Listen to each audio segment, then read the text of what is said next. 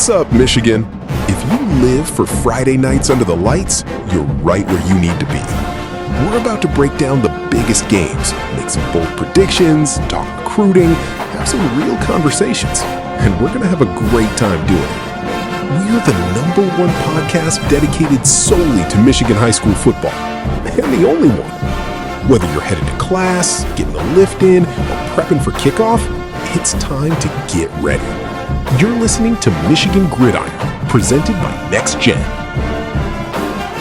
Gridiron, episode 1. I'm here with my guy Jake, CEO of NXTGen Recruits. This is episode 1 of Michigan Gridiron, the #1 podcast, and actually the only podcast out there dedicated all to Michigan high school football. Today we're going to deep dive into rankings, preseason rankings, some pick'ems, some hot takes, some bold predictions. So to get things started, my name's Ethan Gassa. I'm currently a junior student at Grand Valley State University. I'm head of creative. A big project of mine is this Michigan Gridiron podcast. I'm doing it with Jake, so I'm very pumped about that. I'm studying advertising, but I have a lot of experience in football, playing in high school, and I love watching film. And I'm very excited about this podcast that we're going to be doing all season for you guys. And Jake, do you want to talk about a little more about NXTGen? Yeah, hey guys, I'm Jake Wilkinson. I'm the CEO of NXTGen. Ethan, appreciate you jumping on and doing this with us. Super excited about what we've got planned, man. The podcast itself, we're excited to bring more exposure to teams and players here across the state of Michigan. Obviously, in my opinion, one of the most underserved areas in terms of recruitment. So we're excited to be able to highlight some of that for you guys. Hopefully some coaches are watching and pick up on what we're doing over here. This isn't for us. This is for you guys, man. We really want to be able to highlight you guys. But as far as NXTGen itself, just want to, I guess, briefly talk about what we're doing over there at NXTGen. So NXTGen is designed to be a recruitment agency that is essentially there to help empower you student athletes to kind of build a better future, right? We want to give you the mentorship. We want to give you the guidance. We want to give you the knowledge that we have, that we wish we knew, or that we had when we were 16, 17 years old, going through the recruitment process maybe, or just learning from it, right, over the years of experience that we have. So a little bit about myself. I've been a coach for the last 15 years, since 2012. What are we, 2026? So 14 years now I've been a coach, all different levels from Pee-wee all the way up to high school. At the end of last season, I decided to hang up the whistle. I had NXTGen kind of going. We just surpassed our first birthday on 4th of July. So happy birthday, America, 250 for America, and one for NXTGen. So we're excited about that. But NXTGen is really growing a lot, man. We had a really good amount of success, not only for ourselves, but also for the athletes that joined NXTGen over the last year. Obviously, a few commitments you guys have probably already seen come down, as well as a lot of offers that have come through. Our class of 2027 right now has 75% of our 2027 class already has at least one offer and or are already committed to a school for next season. The other 25%, no doubt, are going to have offers rolling through here in the next few weeks as the season kicks off. So we're excited to see how that journey goes. But in terms of what all we're doing, we've got a lot of things planned. Michigan Gridiron was the first one up as far as getting the podcast going, giving you guys somewhere to go, somewhere to look to, and somebody to have a little bit of entertainment, a little bit of fun with, right? We don't want to just be on here talking stats and beating each other up verbally over how our opinions differ and, see what we agree on and stuff like that. We want to have some fun with it too, right? So that was the first thing on the list. A couple more things on the list that we want to talk to you about. Just some teasers, right? I don't want to give too much away, but combine stuff, right? We've got some stuff coming up in the near future this year. That is in the works, and that is coming down the pipeline very, very soon. So we're excited about what's going to come, and we're excited to be able to announce that officially. Can't give too much away, like I said, but that's something that's coming down the pipeline eventually. NIL has been a big focus and a big target for me and my team across the way for quite some time now. We were doing it for a while. We didn't like how we were doing it. We wanted to do everything right. So we went ahead and canned it. We're refocusing, restructuring with the NIL side of things. That's going to be coming out to you guys very, very soon. So keep an eye on everything that we're doing at Michigan or at NXTGen with Michigan Gridiron as well. Obviously, Ethan's part of the team. You guys have seen us adding a lot of partnerships, right?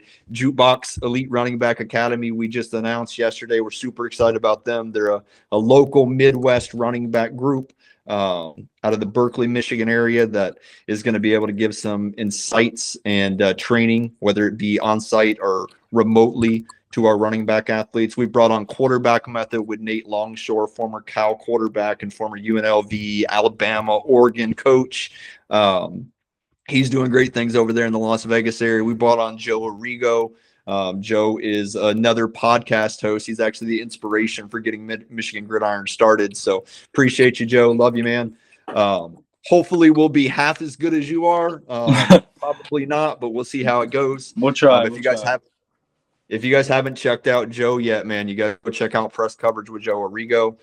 If you're looking at being able to, looking at finding a way to be able to improve your arm and improve your quarterback game, even if it's just like the mental side of it, understanding plays, calls, defense is better, go check out Quarterback Method. We love those guys over there.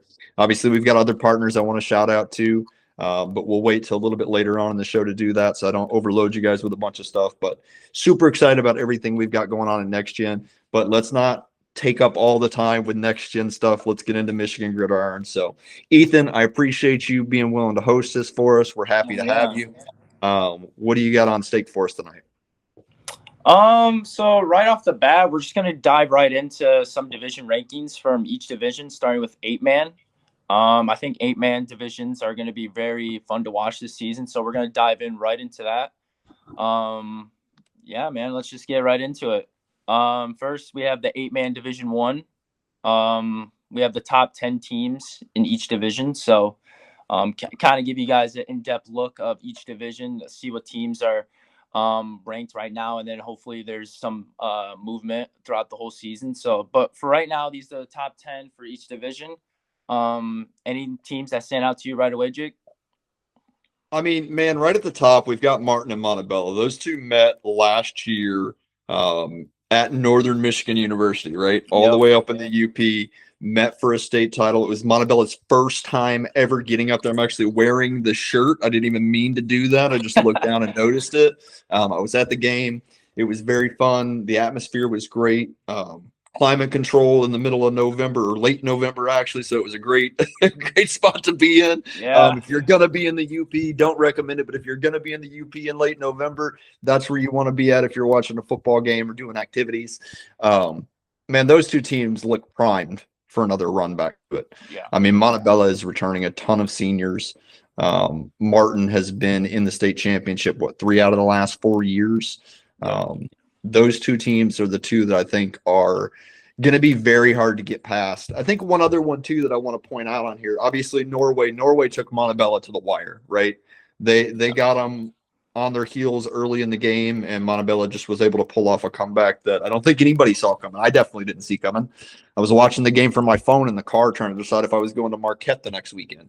But another one I wanted to point out, too, was Dansville. Dansville may be one that a lot of these teams haven't heard of before, right? But they're coming up, or they're coming down for the first time to play 8-man ball for a full season as a varsity program. Now, I can tell you, as a former coach of Dansville, so yes, I am a little biased, and I apologize for that. But with that being said, those guys, they're returning a lot of seniors as well. Dansville has a lot of firepower. They've got a lot going good for them. They were able to break a 3-year losing streak on the very last game of the season in blowout fashion against Vesterberg. I think good things are going to come for them in the 8-man division. I think it's going to be a good move for them as far as the program overall. Obviously, numbers in Michigan for most schools have dwindled quite a bit over the last few years. So I think that's going to be a good move for them. I commend the athletic director for making that move and look forward to watching how that plays out for them this season. Yeah, for sure. I mean, like you said, Dansville making that jump, I think is just going to be overall better for the program itself. But they definitely do have some guys on there that are talented enough to make some noise this season. So it's definitely going to be interesting how that season plays out and see if they can get some W's this season. And then, like you said, Montebello is definitely the favorite in this division for a reason. They're one of the more complete teams. I would say, in this division. So definitely looking forward to see how far they can make it this year. And I can very much see this team win a championship for this division. So I would love to see that for those guys, be able to come off of a season where they had the best record the school's ever seen, and the following year follow it up with a state title. That would be awesome. Yeah. We got Division 2, right? We got Division 2, right? Yeah. What do we got up here? So we'll get this played up here now. Man, I'm just going to be honest with you.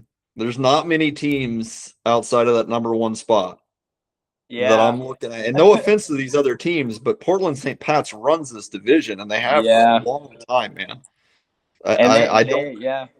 They do. You know, it's hard to look at this list and say I have full confidence in any of these teams being able to topple Portland St. Pat's this year. Yeah. I mean, just looking at this list, definitely Portland St. Pat's is definitely number 1 for a reason. Like you said, I mean, they've ran this division for years now, and I don't really see anything changing anytime soon, especially this upcoming season. But a team that kind of stood out to me, at least from last season, looking at them, was Britton Deerfield. They had a pretty good put together season. They have a couple guys coming back. They have a couple all-state guys coming back. So, made the playoffs last season, 9-2. Not quite sure yet if they're going to beat or have what it takes to beat Portland St. Pat's, but they can definitely win some games and make the playoffs, especially with their all-state guys coming back. No, I mean, don't get me wrong. I love guys over at Portland St. Pat's. Same with the rest of these teams on the roster, man. But at the same time, somebody's going to have to prove me wrong, right? And I hope somebody does. Not, I hope not for Portland St. Pat's. But then again, there's another part of me. It's like, I hope somebody proves me wrong and is like, man, I heard what you said, coach. Like, we're not letting that crap fly. Like, we're going to do this and we're going to put it to you. And then I'm going to brag to you. And I want you to brag to me. If you said that we're going to beat Portland St. Pat's this year, today, I want a message from you. That way we can screenshot it and we can come back to it at the end of the season and say, you called it. Yep. I commend you, right? Yeah, 100%. But no, I'm looking forward to seeing how these two divisions shape out. I know 8-man football, you hear the whole conundrum of like, oh, it's not real football, right? Like we don't need to focus on that. You see a lot of these other recruitment and media companies, like they don't really focus on 8-man, right? It's usually those Division 1 through Division 4, maybe a 5 once in a while. You don't really see anything below that in Michigan, which I think is absolutely outrageous, man. Like these guys are busting their butts. They're playing good football, right? They're playing competitive football. They're doing the same stuff the guys at the D1 level are doing. They're just not getting the media attention because they don't always have the FBS guys, 4 or 5 of them on a roster. They have 1 of them on the roster maybe, or maybe some FCS and D2 guys, but they're still really good football players. And 9 times out of 10, those guys just aren't getting those FBS offers because they're playing at a Division 6 or Division 8 or an 8-man school, and they are not getting the attention from the colleges that they need to. There's still talent all across Michigan. I don't care what school you play for. It should not affect your recruitment. And if it does, you need to get a hold of us because we'll put a right to that wrong. Yeah. I know we had talked about wanting to kind of give these guys a little bit of insight with what we were doing with our exposure series this year for NXTGen, right? Yeah. With the game of the week and everything like that. So if you're cool with it, I just want to talk a little bit about what we're doing there. So if you guys haven't seen the website yet, you haven't seen the post, if you've been completely absent on X for whatever reason during the biggest time that you could be on X for your recruitment purposes, you may have missed us talking about the exposure series. It's a big deal for us. We're super excited that it's coming. We wanted to do more of it last year. We kind of dabbled in it a little bit last year, but it wasn't really a public thing. This year we're doing a lot more with it, right? We're going to do pregame interviews with players that we expect to stand out in the game. 1 game a week. We're doing pregame interviews. We're going to talk to you about what you're expecting, how you're going into it, where your head's at. We're going to air those interviews. We're going to do play-by-play coverage of 1 game each week at a minimum. There might be some weeks we sneak in a couple different games. And then we're going to do post-game interviews as well with the guy, right? The player of the game, the guy that we think stands out the most. Not necessarily the player that stood out the most in the winning team, but the player that stands out the most, that does the most for their team. I hate that assumption that most valuable player or player of the game or player of the week or whatever has to go to the team that wins. I absolutely can't stand that, man. I mean, I'm a Colts fan, right? I'm a Colts fan. I think Jonathan Taylor should have won the MVP 3 years ago when he went for 20 touchdowns and 2,000 plus yards, and there wasn't a running back in sight of him, and he didn't even get a vote. Like, I'm not even going to talk about that. Like, if you're the best guy on the field, regardless if your team wins or loses, you're getting that player of the game from Next Gen. All right. And we're going to make sure that you're highlighted. We're going to make sure that you've got everything you need for recruitment just because you stood out and played your heart out. All right.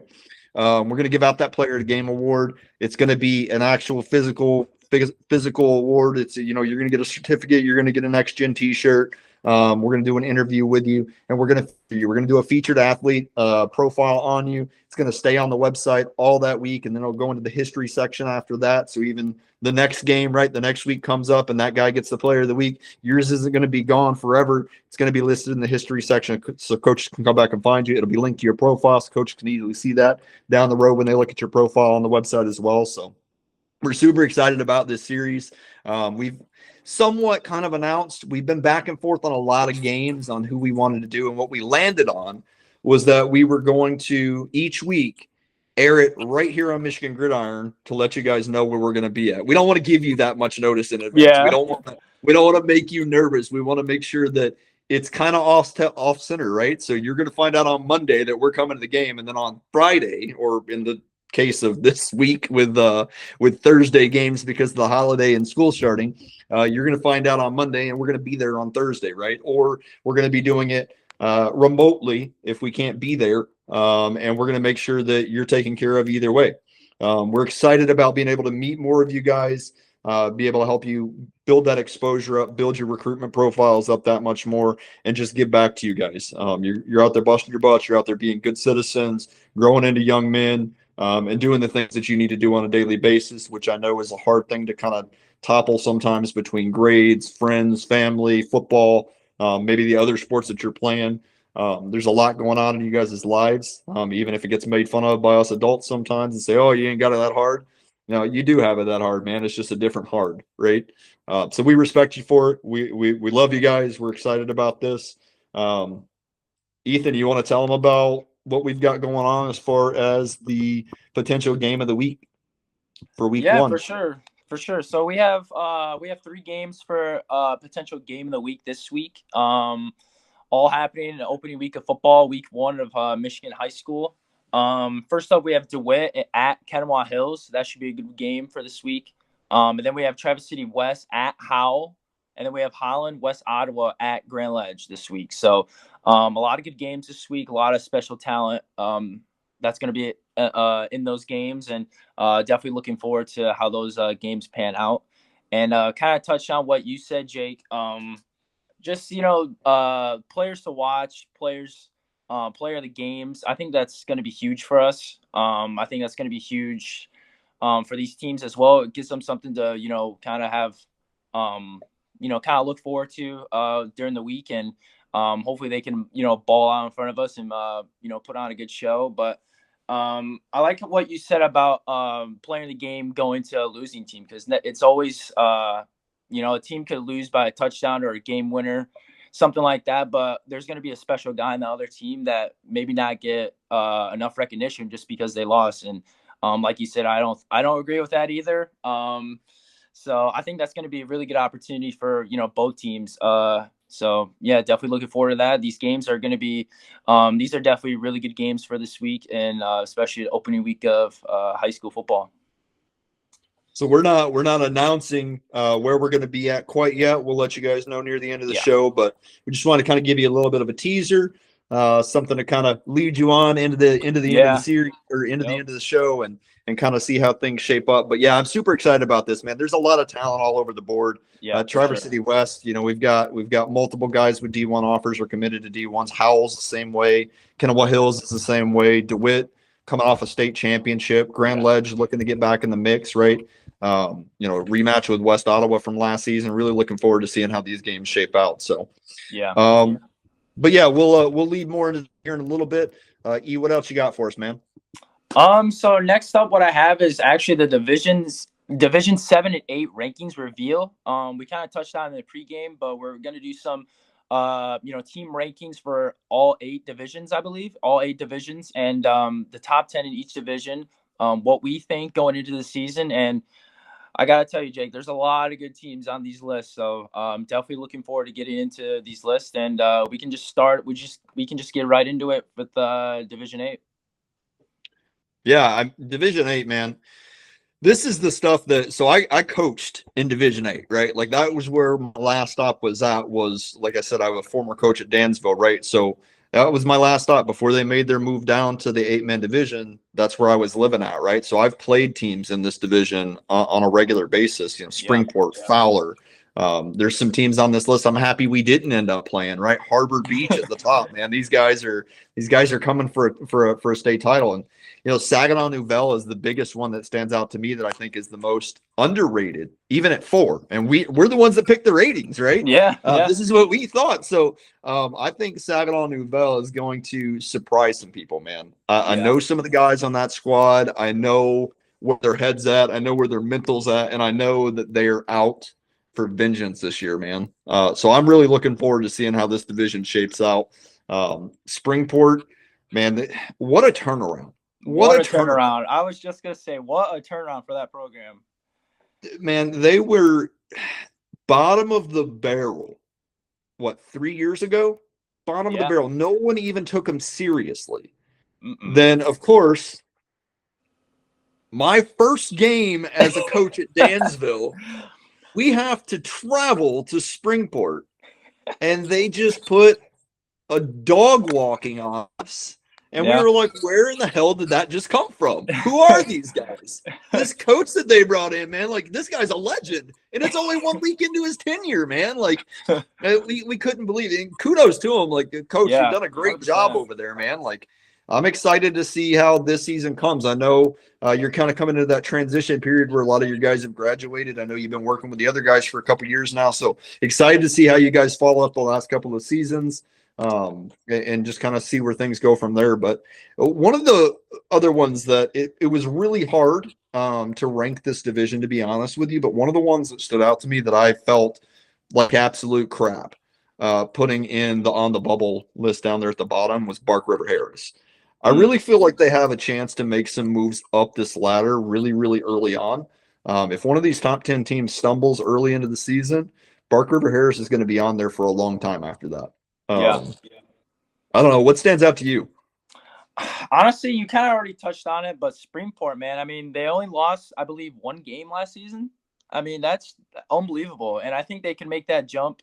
I think they have some guys returning from last season that can really step into that leadership role and really lead this team. And who knows, maybe even make some noise in the playoffs. But I'm looking at the top of the rankings, Jake, and I'm not going to lie. I think Hudson is definitely my dark horse for this division. I think they finished runner-up last season. They have a lot of guys coming back, wanting to make a statement. They have a chip on their shoulder from not winning last year. I think they're definitely going to be a dark horse for me, and I think they have a kid, Beckett Campbell, player of the year type of guy, and I think he's going to have another monster season, especially in this division, and I think Hudson is going to make some noise this season. Man, I like that you're calling out a Division 8 player and saying player of the year type of guy, man. Like, I'm serious. Like, coaches, if you're watching this, like, you guys really need to start spending a little bit more time watching these Division 7 and Division 8 guys. Kid is unbelievable. And there's a lot of other guys in this division and even lower divisions like this that have talent that need to be recognized. So shout out to Beckett Campbell, man. He's a stud. Yeah, no doubt, man. Let's you want to flip over to Division 7, check these guys out a little bit as well, give them some love? Yeah, let's dive right in. I mean, right off the bat, we have the Dynasty Legacy School in Puamo. I mean, nothing much. I mean, number 1 for a reason, number 1 for a while now, and I think they have what it takes to have another solid season. I don't think a lot of teams are going to slow them down this season. Another team that I have on here as another like potential sleeper team is number 8 Hanover Horton. I know they're ranked 8th right now in our top 10, but I think they can make some moves to slide up a couple spots, especially with a couple big wins. But yeah, by the end of the season, I definitely can see that team slide up a few spots. Yeah, I mean this division is probably one of my most like favorite ones to just Yeah. look at and think about what's going to happen throughout the season, right? You already mentioned Palama, Westphalia. I'm not best friends with Coach over there, but I've met with him, I've chatted with him. I mean, we were in the same conference meeting on multiple occasions, right? So I know he would not he would not be smiling with you saying the dynasty, the powerhouse. He's a very humble guy, but he does do a great job, and Coach, you do deserve the love. Yeah, for sure. I think a couple that stand out to me right now. I mean, Millington. Oh, Millington 100%. is. Listen, I've talked to multiple guys on multiple teams this offseason, and when I talk about Millington to these athletes that play against Millington, right? They're like, these dudes live in the weight room. Yeah. Like their whole goal is to make you want to quit, right? Like it's not make you give up. It's not hurt you. It's make you want to quit because you're just so tired of getting hit by these guys. Yeah. And every athlete that I've talked to from Millington or looked at from Millington, it looks like exactly what the rumors are. These guys don't come out of the weight room. They're going to beat you with sheer strength, power, and domination from start to finish, whistle to whistle, and then they're going to move on with their lives. Like Yeah. I'm really looking at Millington as one of those top contenders in this division. Yeah. Another one I want to point out, obviously Ithaca. Ithaca's always competitive here. North Muskegon, and Hanover Horton. I like that call out, right? I like that call out. Hanover Horton was one of those teams that we scrimmaged a couple years ago that we were like, man, these guys are dog poo. Like they're not going to be able to do anything, and they just ran like wing tee and like triple option down our throats. Like we couldn't stop them. It was a preseason scrimmage. It was like 60-0, and we only had 10 minutes on each side of the ball. It was ridiculous. We were like, where the hell did this come from? So you guys are doing a great job over at Hanover Horton. Sure. I do like that call out. My other team, though, before we get moving on, that I want to call out is Leslie. Yeah. Leslie has been on the come up, right? They're kind of one of those like Springport, maybe not as much success as Springport has had, but they've been on the come up for a couple of years now. Coach McCann over there is doing a great job, and man, they've got two studs returning.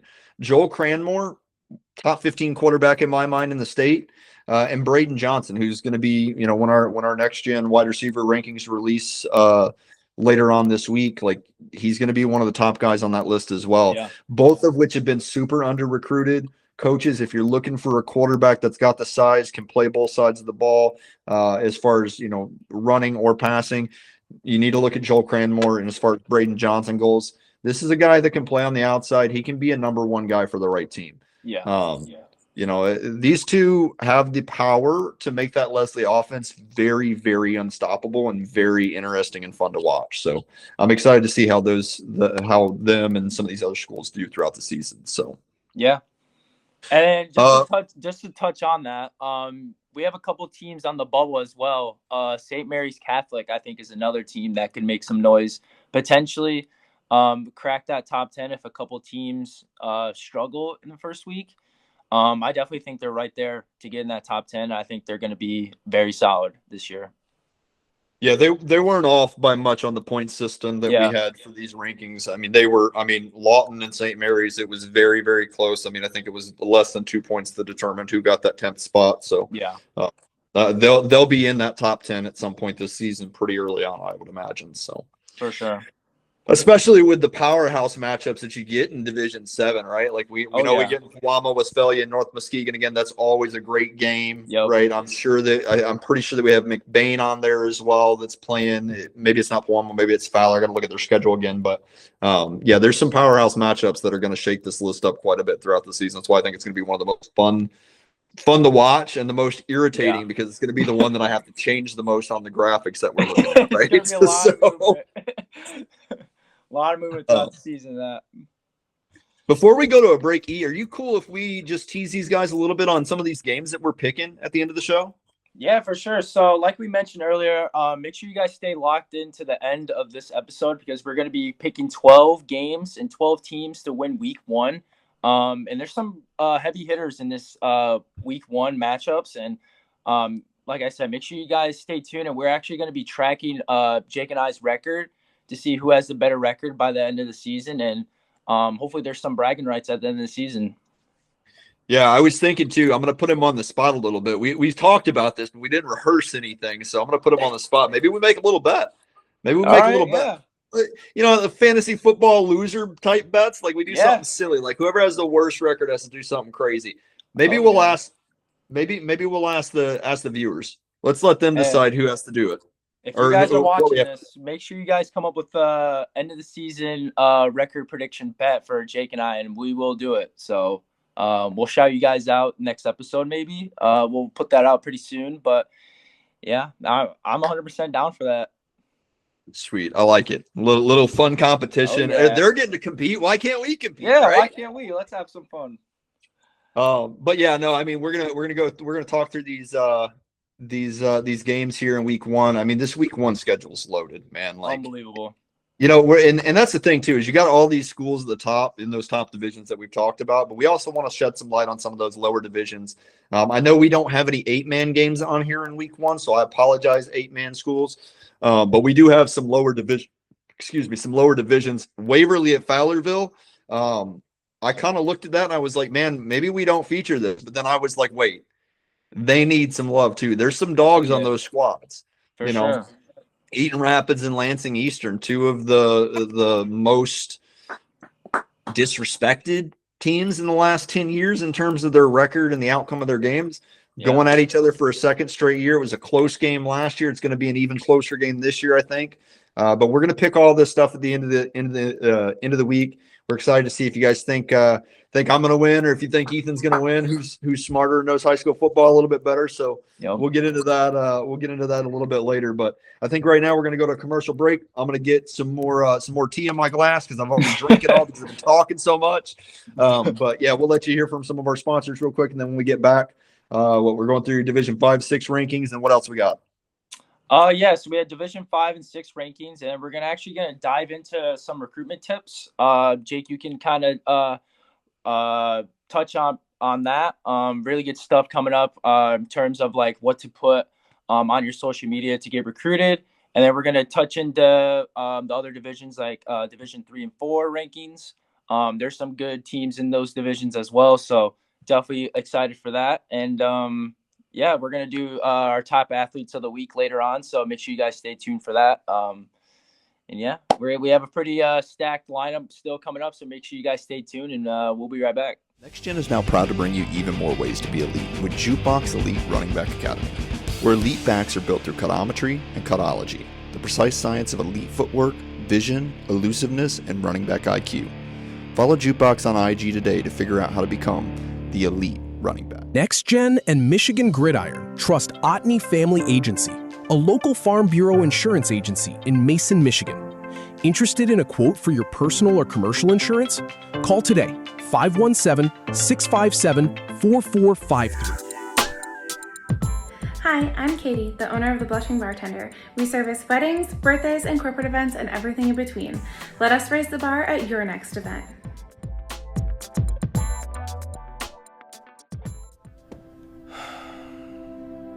How am I going to keep playing?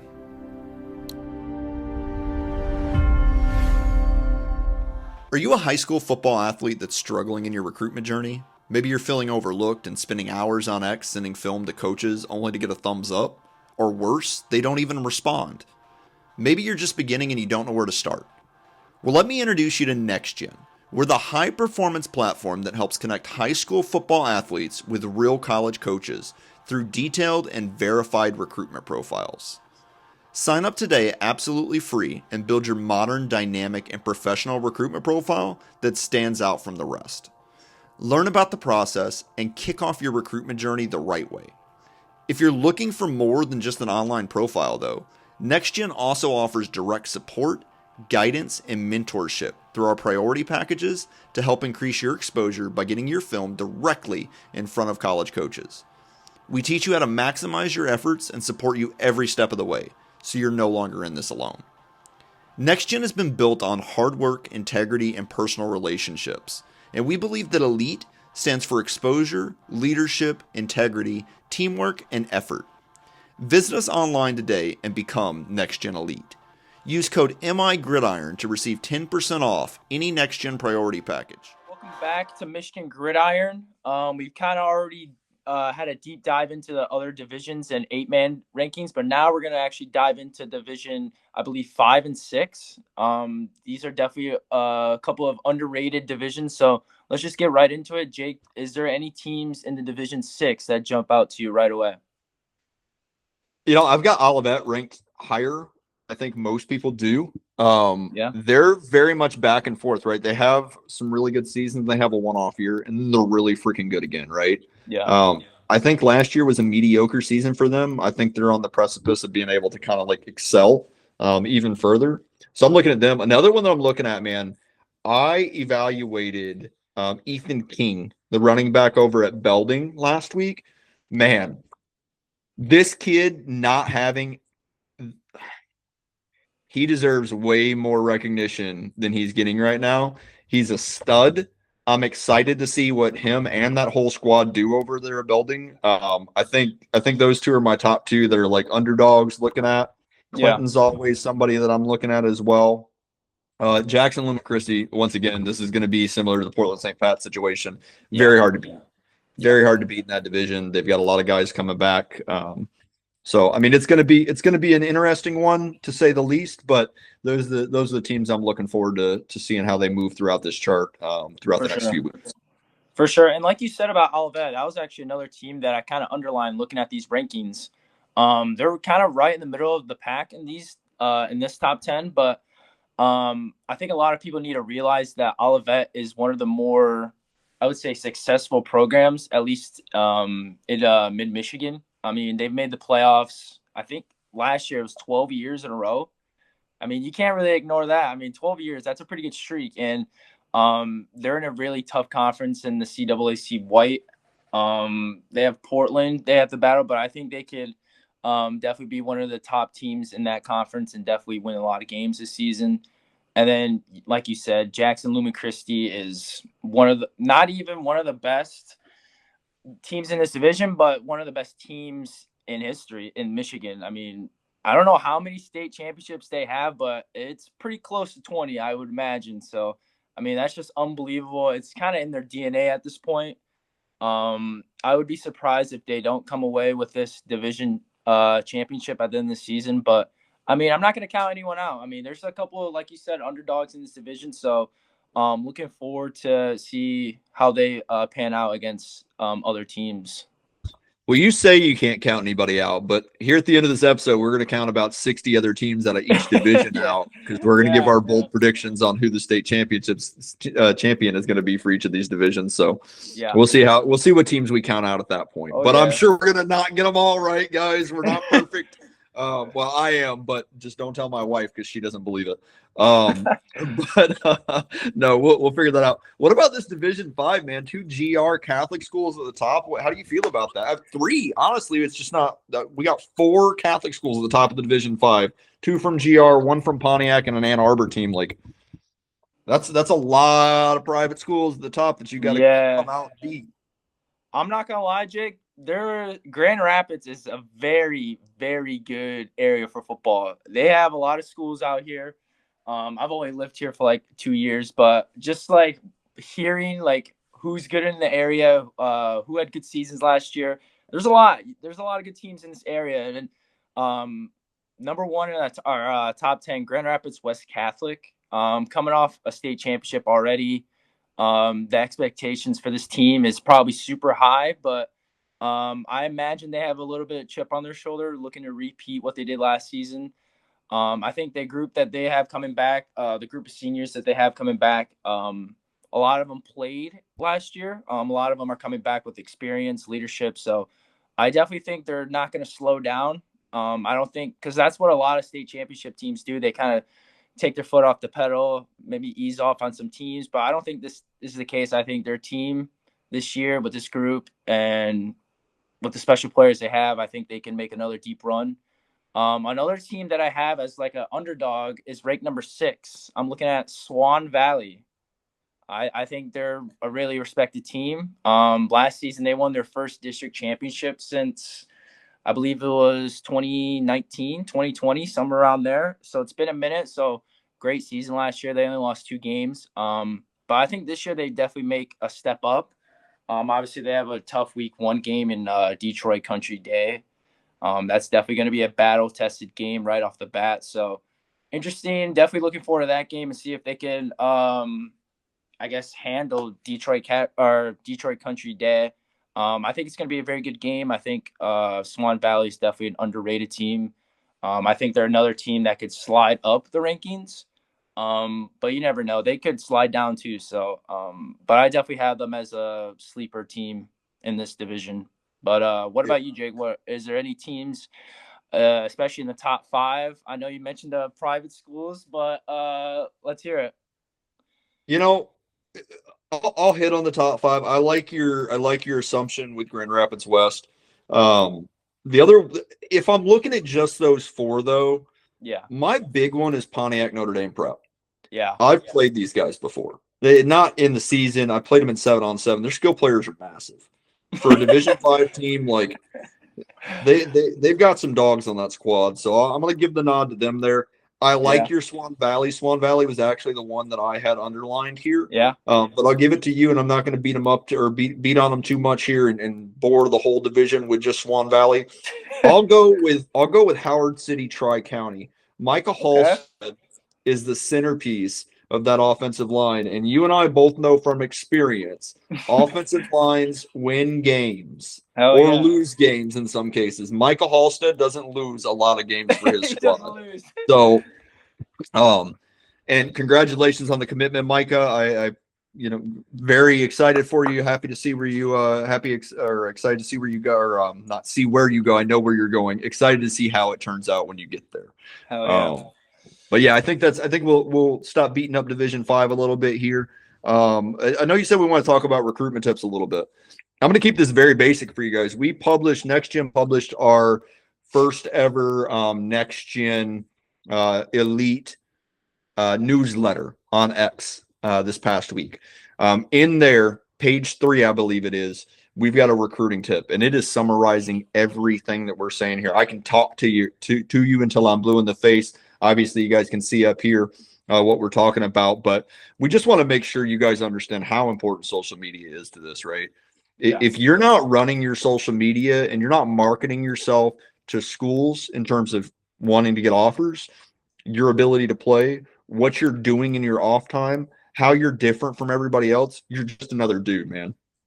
You have to use social media to your advantage. It can't just be for you DMing girls at school or DMing coaches, yo, coach, what up? Like, that's, first off, that's not professional. It's not a good first impression. If you're DMing coaches, yo, dude, what's up? Or yo, coach, what's going on? Like, most of them are going to write you off right out of the bat. And if they don't write you off, I would write them off because they're desperate for players at that point. I'm telling you right now, if I'm a coach and I get a yo, coach, what's going on? Or yo, coach, what's up? Like, I'm deleting it and moving on. So make sure you guys are running your social media. Go through, look at that newsletter that we posted out there. We really displayed, just like you can see here, what's in the bio, right? Like how your bio should be set up. A lot of you guys are in here bragging about your 100-meter dashes or your track numbers or how far you can throw a shot put, all this other stuff. Like, man, I get it. You want to brag about that stuff, but that's what a recruitment profile is for. Your bio needs to give them exactly what they need to be able to know who you are, where to find you, where you play at, how to contact you. And that's it. You don't need a bunch of extra stuff in there, man. Make sure your position's in there, the high school you play for, your grad class, your height, weight, your GPA, NCAA ID number. If you don't have that, go get it. If you don't know where to get it, come talk to me. I'll get you the link. Free of charge. I'm not going to charge you to get you the link. And then make sure you got contact information in there, dude. If these guys can't reach you, not every coach in the world likes to play on social media. They like to play on it to find you, like to play on it to see what you're about, but they want to talk to you in person, man, or over the phone, right? Or maybe they'll send you an invite via email. But if they ain't got a phone number, they ain't got an email for you, how are they going to reach you, dude? You can't force a coach to reach you the way you want to be reached. You got to be flexible. If you're not flexible in that manner, how are you going to be flexible when you get on the practice field? How are you going to be flexible when you get on the game field, right?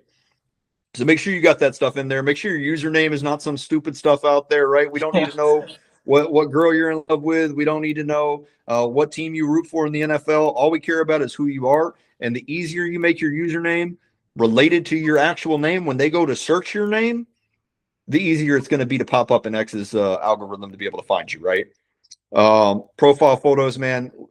Look, I saw a dude with a basketball player sitting on the ground as his profile photo, and it was an NBA player. That ain't you. That ain't you, man. Now I'll give him some credit. Very, very highly recruited athlete. He's already committed.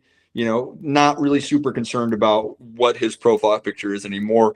Totally perfectly fine in his scenario. But for those of you guys that are still looking for offers, still looking to gain coaches' interest, man, they need to see you, right? Make sure your Huddle link's in there. That way they can find your film, right? If you don't use Huddle or you don't have access to Huddle or whatever it is, at least pin your highlights into your reel so they can find them easy. It's the first thing that they see when it pops up. And then you need to stay consistent. You need to have all your film links ready to go, get your measurables down, and be professional. This is your resume, right? This is your resume. You're looking for a job. Think about it like that. You know, even if they're not paying you on a daily basis, which a lot of these schools, the ones that you guys are looking at, they are paying you to come there. So it is really a job. But even if they're not physically giving you dollars, you're still getting your college or your college education paid for. That is a paycheck, dude. If you have never taken out a student loan, you don't know what it means to not have your college paid for. That stuff is expensive. There's a reason mom and dad are doing everything they can to help you get in the best position possible to be able to play ball and go to college for free. Okay, don't take it for granted. You got anything to hit on with that, E? Because I'm good. I'm done with my rant now. A lot of great stuff that you just pointed out. I would just kind of bring up my past experience with this type of stuff. Back in high school, NIL was kind of starting to pick up a little bit. It was kind of picked up right when I graduated, but it's just a different game now.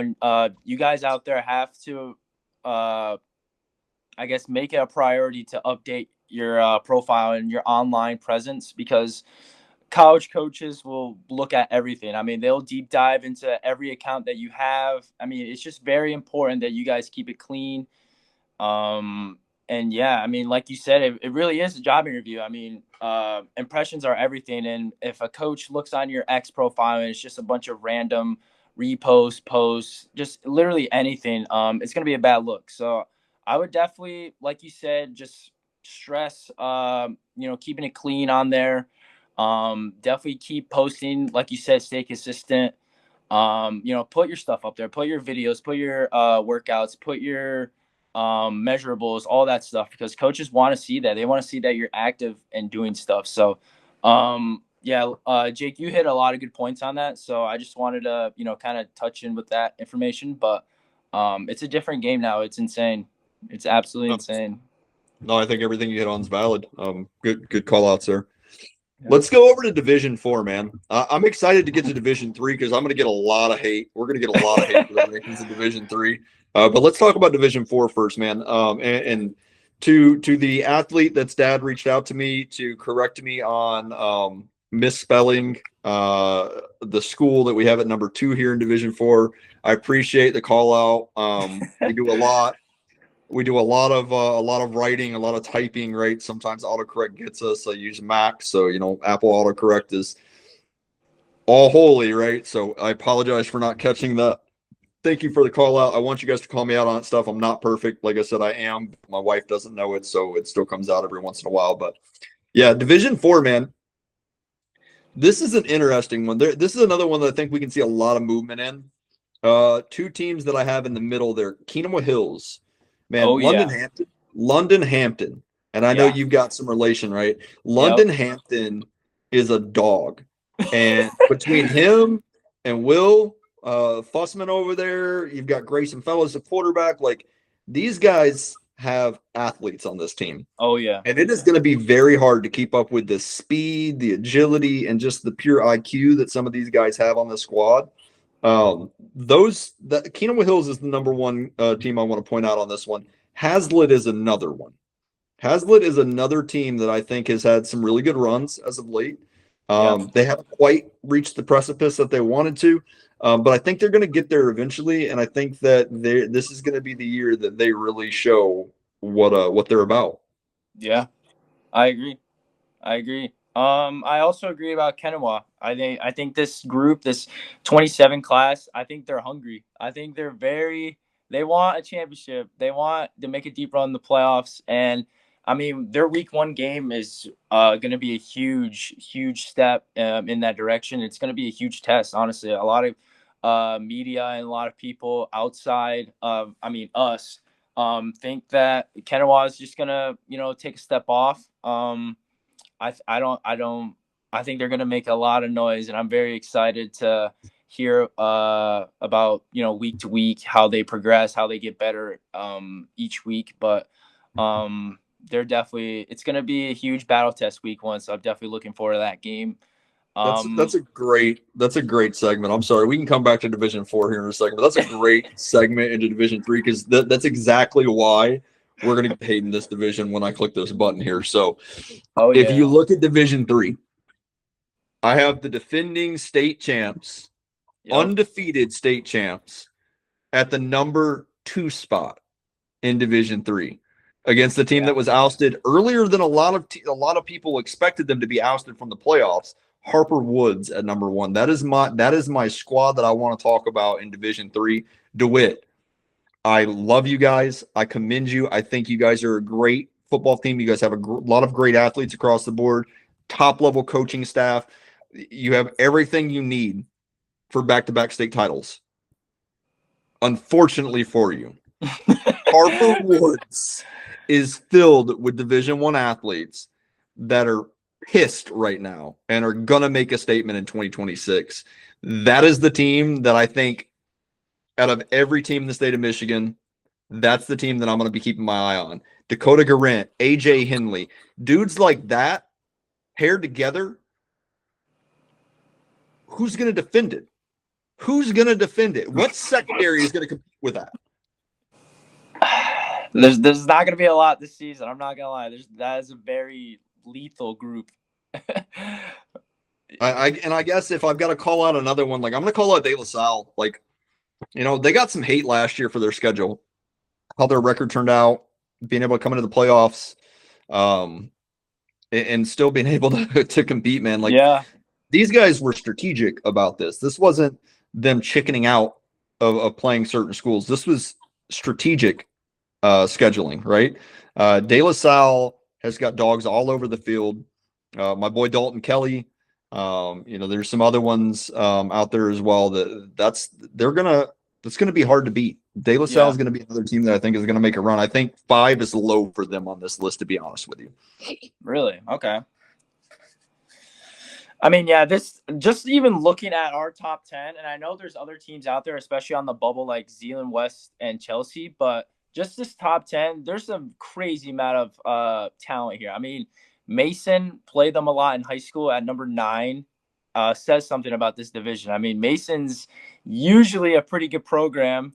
Next season's definitely going to be a big test. I think they're still going to be a solid team. I think they have a good coach and Coach Houghton.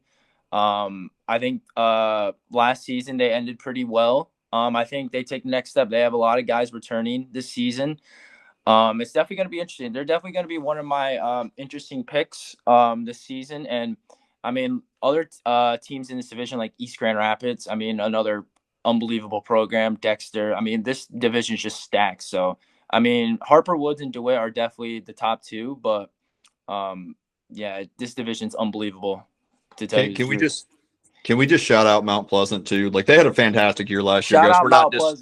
We're not discrediting you guys whatsoever, man. Like, you guys have some dogs in your squad as well. It's one of those things. Like, you can't deny it until it's proven wrong. So until Harper Woods or DeWitt falters, or you guys show us something more this year that says, hey, these guys can compete with those two, I've got to put you under, man. I love you guys over there at Mount Pleasant, but right now, Harper Woods and DeWitt are the 2 teams in my mind that they have to be beaten before they come off those spots. I think we might 100%. Get to the playoffs in that same situation with that same order, possibly honestly, that whole top 10 could be the same by the time we get to the playoffs.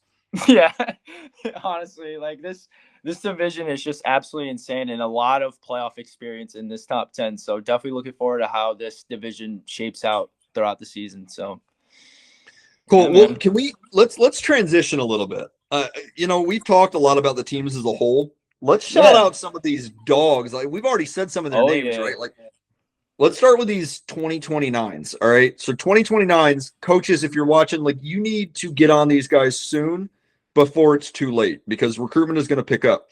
JJ Chevalier, running back, linebacker over Detroit Catholic Central. Obviously, these 29s are uncommitted right now. No official offers until this upcoming summer. But JJ Chevalier, one to watch. Celine always produces quarterbacks, right? Like we already know what's going on in the NCAA right now. With Celine quarterbacks. So Lake Orion currently has our number 2 overall quarterback on our next gen rankings, right? Anderson Adams. They have a guy coming up in 2029 that's probably just as good, if not going to be better than Anderson. No offense to Anderson. Tristan Locke. Really looking forward to seeing what Tristan does this next couple of years. And then Ike Solfridge over at Freeland was another one we wanted to shout out. And this is probably the boldest of the 5 that we're going to talk about for the 2029s. Recent Next Gen Elite signee, Gavin Hellwig. I'm going to say his name wrong. Don't call him Hellwiggy. It's not Hellwiggy. But Lansing Everett, quarterback. Lansing Everett's one of those schools that has made a massive turnaround over the last few years. Kid started as quarterback as freshman. Granted, he had some weapons last year, right? Mr. Football candidate, in my opinion, last year was the running back over there. 21 touchdowns. I think it was 25 possibly. I don't want to shortchange him. Gavin's not going to have him this year, right? Jabari Funchess isn't going to be there for Everett this year. But Gavin's going to be there. And I'm talking about Ben Roethlisberger's size as a sophomore coming in. 6 foot tall, 180 pounds, slinging the rock. And from what I've heard, might be on his legs a little bit more this year too. So I'm excited to see how that goes. Can you imagine a 6 foot 180 sophomore running dead at you? That's gonna be a scary sight. That's gonna be hard to stop for sure. And he's only getting better. He's so young. I mean, just unbelievable. Yeah, I've had other evaluators look at him too, and we love this kid. Just as much as any of these other quarterbacks on the 2029s. And there's guys we didn't talk about on 2029s that are quarterbacks that should be in this conversation. We'll make sure to give you guys some love in future episodes. But right now, those are the 3 that I'm looking at the most for 2029 in the state. So what do you got for 28s? Obviously there's a lot of good players in this class too. I mean, right off the bat, Donald from Cass Tech, Texas A&M commit. Unbelievable kid to watch. I've seen his film a little bit. Hold on, I gotta call him out for something. Don, if you're listening, bro, can you please? And I won't share it publicly if you don't want me to, but can you please reach out to me? I gotta know what was going on with the Northwood hat up there. You had 3. You had LSU, Oregon, Texas A&M, and Northwood. Man, obviously doesn't seem like it fits. No disrespect to the Northwood program, but if you got some time, man, shoot me a DM, hit me up. I would love to just pick your brain about what was going on with that pick. I'm not gonna dog you for it. Whatever you want to do, that's your commitment ceremony. You deserve to be able to celebrate it how you want to. I just got to know, man. I've been beating my head against it. My wife asked me, she's like, "Hey, what the hell is Northwood doing up there?" Obviously, they made an impression on you, so I'm curious to know what stood out to you about Northwood and why that hat was up there in the first place. So, anyways, keep going, E. Sorry about that. No, you're good. You're good. We have to know that. We got to know that eventually. Like I said, there's a lot of good players in this class, but a guy that stood out to me was Braden Tillman, quarterback for TC West. This guy is getting a lot of attention. He's getting some D1 love, which he should. I mean, he's an unbelievable player to watch, and he's only going to keep getting better. He's got great size, plays for a very solid team. Definitely looking forward to seeing how that team plays out and how he actually plays out. But with him running the offense, I think this team can definitely make a deep run. Definitely a respected program, always makes good playoff runs. So definitely looking forward to how he plays out with this team. What about you, Jake? Is there any 2028s that you're looking at or want to shout out? Yeah, I mean, we talked about 2 of the quarterbacks. I'm going to get one more quarterback in here. I feel like 3 is the right number for the 2028s, and there's probably a few more that we're missing on here. But I mean, if you thought the 27 quarterback class was stacked with all the D2 and a couple D1 quarterbacks we had that are just kind of stacked in the middle, like this 2028 class it's going to get national attention. It's already getting national attention at the quarterback level with Tabron and Tillman. The other one that we haven't talked about yet, though, is Drew Sheridan over at Divine Child. Yeah. Drew is exactly what you want for an incoming college quarterback, and he's still got 2 years left in high school. Yeah. Drew Crazy. is a great quarterback, and I'm excited to see what he does with Divine Child. And if you saw the Division 4 rankings a few minutes ago, like, we've got Divine Child at 1 for a reason, and Sheridan is a big reason for that. Definitely. Obviously, there's other pieces to that with VD and some of those other guys over there, but Drew is a big part of that as well. We talked about Harper Woods. The hits just keep on coming. I said we said names like Dakota. We said names like AJ earlier. The one we didn't say was DeAndre Bidden, another guy that's got 30 freaking offers plus coming into his junior season. Man, I'm telling you, Harper Woods is outstanding this year. I'd be surprised if they don't blow every team out. They're not going to blow every team out, but watch them get close and watch them prove me wrong and blow every team out. If we're going to talk about another guy too, Camden Noe over at Portage Central. I mean, showed out, had a breakout season last year. Got 10 plus offers in his pocket right now. Camden, I'm excited to see what you do this season, man. We've got a guy over at Portage Northern. We're going to, look into that Portage Northern, Portage Central game this year. So excited to see how that goes. For sure. I think that's enough for 2028. So 27s, I'm going to call out some guys. Go for it. I know Duke Banna over at Detroit Catholic. I know Duke thinks I hate him or something because of where we've got him ranked at right now, man. There's nothing personal. That's just a really good class of quarterbacks. We love you. We love watching you, man. 10 plus offers. You're doing your thing. I think you're one of the most under-recruited quarterbacks in the state, if not the most under-recruited player in the state. I think you should be getting more love than you are. But yeah, we're excited to see how you turn out this season. Dakota, obviously committed to Oregon, right?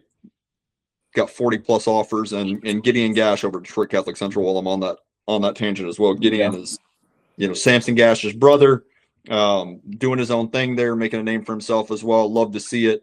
25 plus offers committed to Texas Tech. Keep chugging, man. What do you got for 27s? Honestly, Jameer Henry, that dude is an absolute monster. Let me tell you, and I think he's already got 20 plus offers. I think he's definitely going to fit into a really good program when the time is right. That dude's just a beast. I mean, Detroit King, a very respected program over the years. He's definitely one of the anchors on that O-line, and he's unbelievable to watch, man. He's an absolute monster. Can we give some SEC love to Holden as well over at Dexter? Oh, yeah. Texas A&M commit.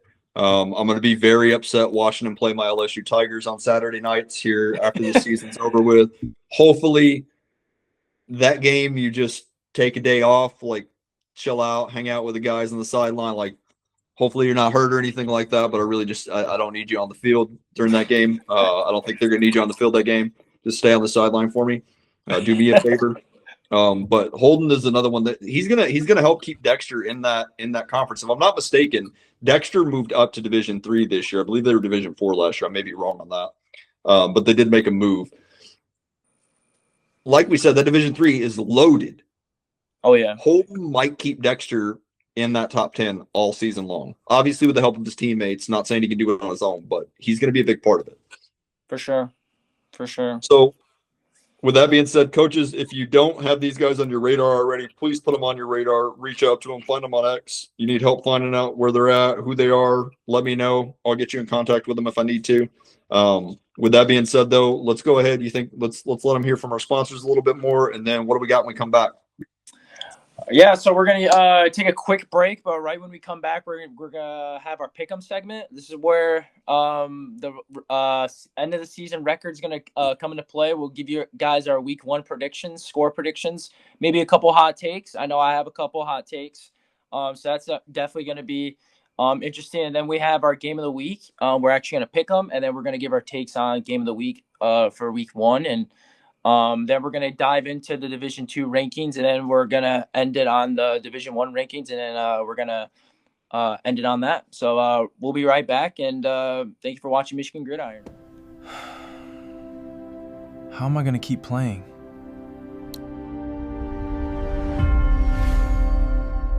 Are you a high school football athlete that's struggling in your recruitment journey? Maybe you're feeling overlooked and spending hours on X sending film to coaches only to get a thumbs up? or worse, they don't even respond. Maybe you're just beginning and you don't know where to start. Well, let me introduce you to NXTGen. We're the high-performance platform that helps connect high school football athletes with real college coaches through detailed and verified recruitment profiles. Sign up today absolutely free and build your modern, dynamic, and professional recruitment profile that stands out from the rest. Learn about the process and kick off your recruitment journey the right way. If you're looking for more than just an online profile, though, NXTGen also offers direct support, guidance, and mentorship through our priority packages to help increase your exposure by getting your film directly in front of college coaches. We teach you how to maximize your efforts and support you every step of the way, so you're no longer in this alone. NXTGen has been built on hard work, integrity, and personal relationships, and we believe that ELITE stands for exposure, leadership, integrity, teamwork, and effort. Visit us online today and become NXTGen ELITE. Use code MIGridiron to receive 10% off any NXTGen priority package.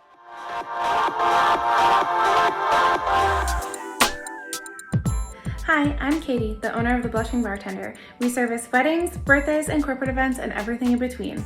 Let us raise the bar at your next event. NXTGen and Michigan Gridiron trust Otney Family Agency, a local Farm Bureau insurance agency in Mason, Michigan. Interested in a quote for your personal or commercial insurance? Call today, 517-657-4455. NXTGen is now proud to bring you even more ways to be elite with Jukebox Elite Running Back Academy, where elite backs are built through cutometry and cutology, the precise science of elite footwork, vision, elusiveness, and running back IQ. Follow Jukebox on IG today to figure out how to become the elite running back. Welcome back to Michigan Gridiron. I'm here with Jake, and right now we're about to dive into the pick'em segment for Week 1 games. Jake, do you want to start rattling off some games? Very good games for Week 1 that we have planned. Yeah, I think this is one of the more loaded Week 1 slates that we've seen in a while. Yeah, for sure. Yeah, it was hard to just pick 12 that we were going to go through, but yeah, let's kick it off. So Belleville at Grand Blanc. Who you got, E? I'm going to go Grand Blanc 31-24. All right. I'm gonna skip the score this week. I'm just because it's so hard to give a score without knowing.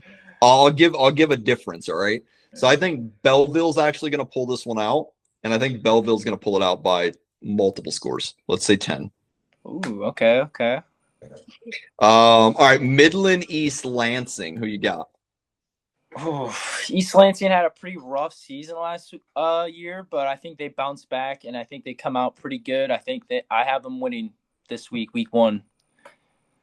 Yeah, I've got East Lansing winning as well. I actually, and I'm gonna be bold. All right, we talked about being bold earlier. Bold I prediction. I think East Lansing wins against Midland at home. Yep. By 20 plus. Yeah, I could totally see that. This East Lansing team has definitely got a lot to prove this season, so I think they're gonna jump out the gate hot. So we talked earlier about a matchup we didn't really want to put on here. We thought about not putting on here because just how bad the programs have been the last few years. And no disrespect to the programs. I know they've got a lot of good things going, but tell me who you got. Lansing Waverly at Fowler. Fowlerville, not Fowler. Honestly, I think I'm gonna take Waverly on this one. I'm confident in that. I think Waverly's gonna get the win Week 1 for sure. So, see, this is the segment that you guys should be into. Like we've agreed on a lot of stuff leading up to this point. But we're already I don't agree with up. I think Fowlerville is gonna pull out a country ass whipping on Waverly. I think Fowlerville wins by 4 scores. Really? Yeah, I think that's going to be it's Week 1. I think it's going to be a turning point in the program. I think Fowlerville wins by 28 plus. Damn, that would be a good statement win, I would say, if they could pull that off Week 1. Oh yeah. Yeah. Okay. Yeah. Okay. I'm excited to see how it turns out. Yeah, Who you got when Olivet comes to Clinton? We talked about Olivet earlier. I mentioned Clinton. I think it's a top 10 matchup in their division. Who you got, Clinton or Olivet? Honestly, I'm going to go with Olivet on this one. I think Olivet's a very good program. They had a really good season last year. And I don't think they dropped an egg week 1. So I have Olivet coming out week 1 with the dub. Yeah, so this is one of the closer ones on my schedule or on my list. I've got, man, I'm here, like, once again, we disagree. I've got Clinton winning. I think Clinton wins by less than a touchdown, less than 6 points. Game. Very close. Okay. Very close. Okay. This is crosstown rivalry. Oh, yeah. Very, very big game. Playing at 6 o'clock, if I'm not mistaken.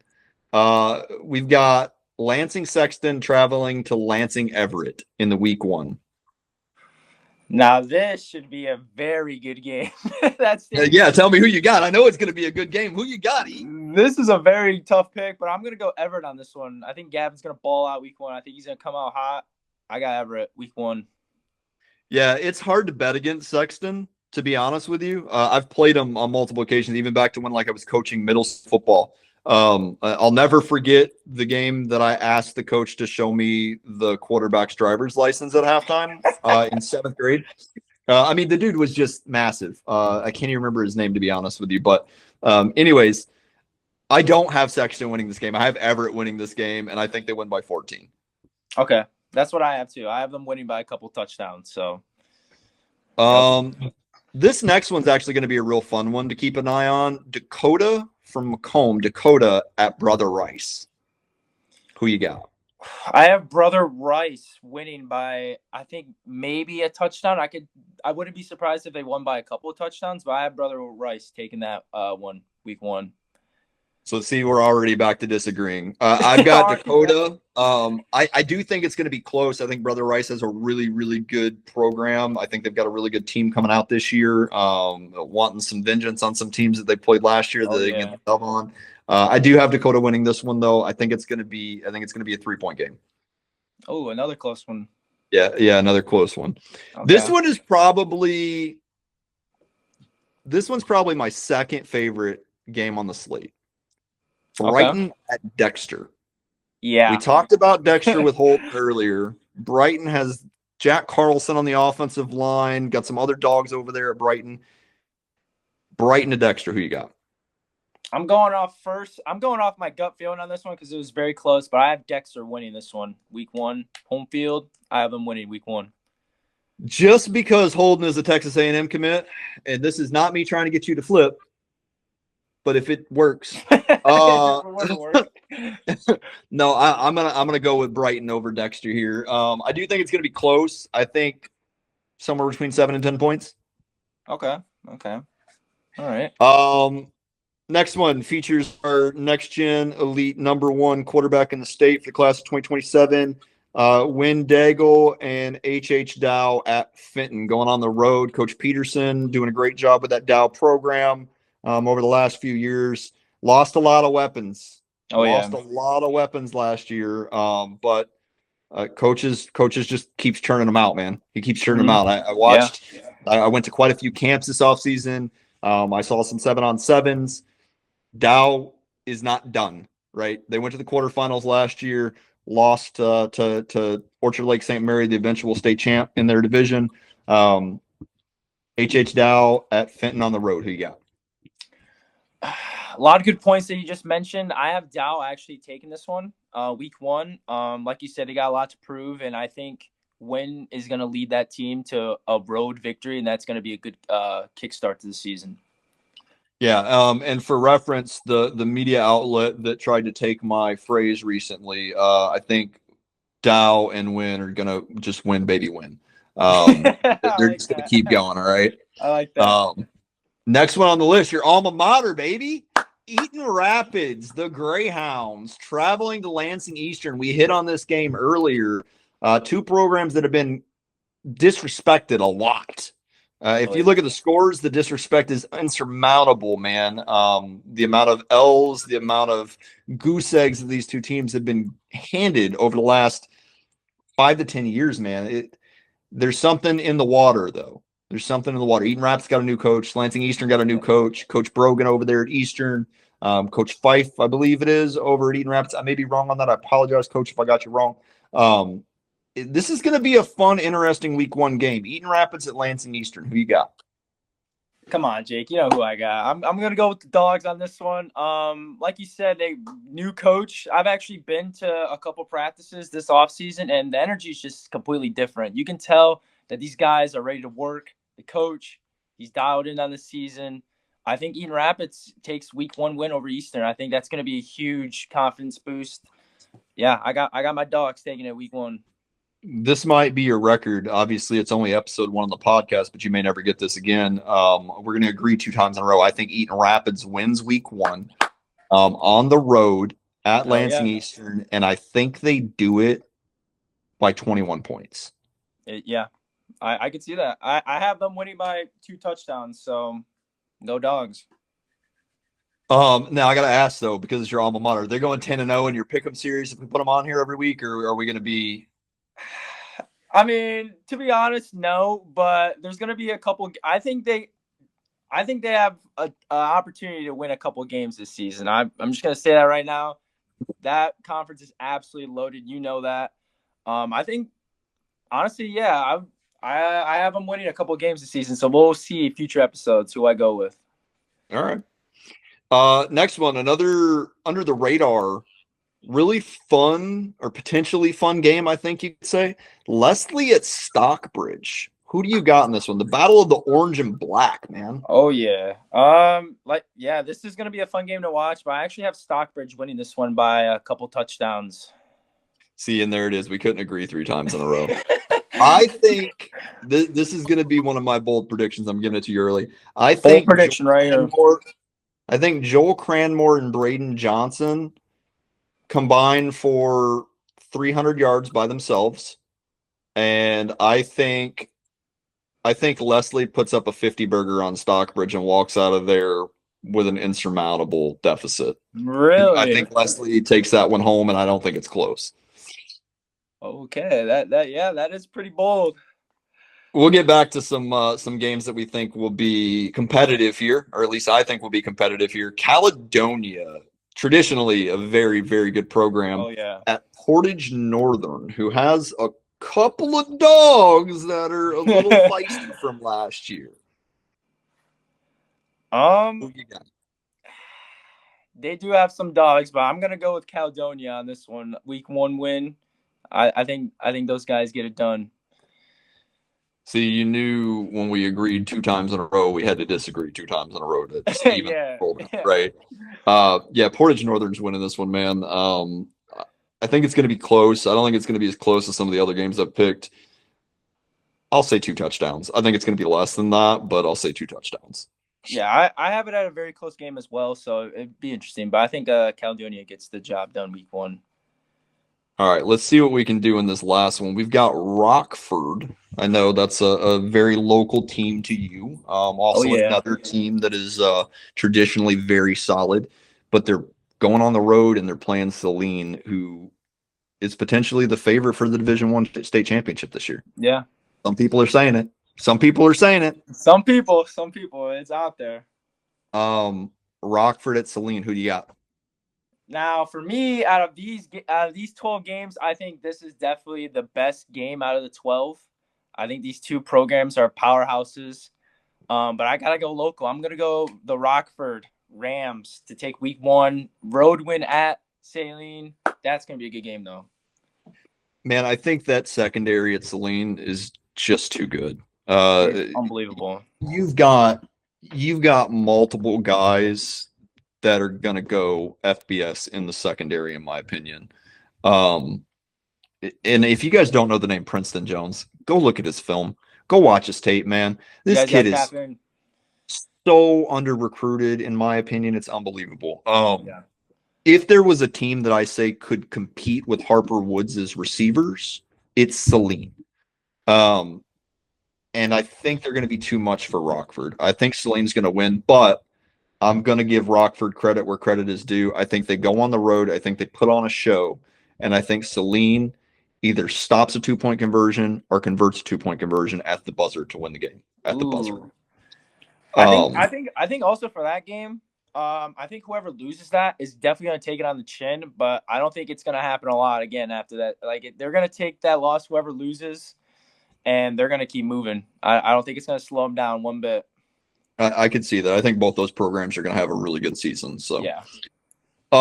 Before we get into making our announcement for who we've decided for the game of the week, do you want to go ahead and pick those games as well? Yeah. I think it's only right. Yeah. Right. Let's start with Traverse City West at Howell. We've got Braden Tillman, Aiden Jacobs, Henry Olson going up against the Clemson commit Bryce Kish, who plays both ways. He plays running back and linebacker. He plays both. Yeah. Have you ever seen a 6'4", 200? Hold on, I don't want to discredit him. Let me get this right. Yeah, pull it up. We gotta fact check it. Bryce, this kid is 6'4", 220 pounds, playing running back and linebacker. And according to his profile, my 4-gym running back on here runs a 4.52 40-yard dash and can deadlift 465 pounds. Big fella can move. Dude.